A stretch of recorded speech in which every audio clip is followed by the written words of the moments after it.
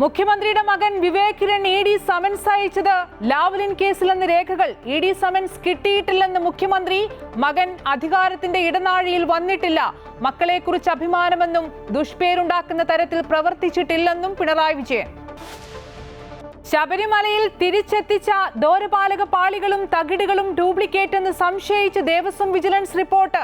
ചെന്നൈയിൽ നാഗേഷിന്റെ അടുത്ത് പാളികൾ എത്തിച്ചതിലും ദുരൂഹത. ഉണ്ണികൃഷ്ണൻ പോറ്റിയെയും ദേവസ്വം ബോർഡ് മുൻ അംഗങ്ങളെയും ഉടൻ കസ്റ്റഡിയിലെടുത്തേക്കും. അന്വേഷണം നടക്കുന്നതിനിടെ വിധി വേണ്ടെന്ന് മുഖ്യമന്ത്രി. പശ്ചിമേഷ്യയിൽ സമാധാനം. ഉടമ്പടി പ്രകാരം 20 ഇസ്രയേൽ ബന്ദികളെ മോചിപ്പിച്ച് ഹമാസ്. 2000-ഓളം പലസ്തീൻ ബന്ദികളെ ഇസ്രയേലും മോചിപ്പിച്ചു. ഗാസയിലും ഇസ്രയേലിലും ആഹ്ലാദ പ്രകടനങ്ങൾ. യുദ്ധം അവസാനിച്ചെന്ന് ഇസ്രയേൽ പാർലമെന്റിൽ പ്രഖ്യാപിച്ച് ഡൊണാൾഡ് ട്രംപ്. സമാധാനത്തിനായി ഒരുമിച്ച് പോകുമെന്ന് ബെന്യാമിൻ നെതന്യാഹു. ഈജിപ്തിലെ സമാധാന ഉച്ചകോടിയിൽ ട്രംപ് ഉൾപ്പെടെ ലോക നേതാക്കൾ.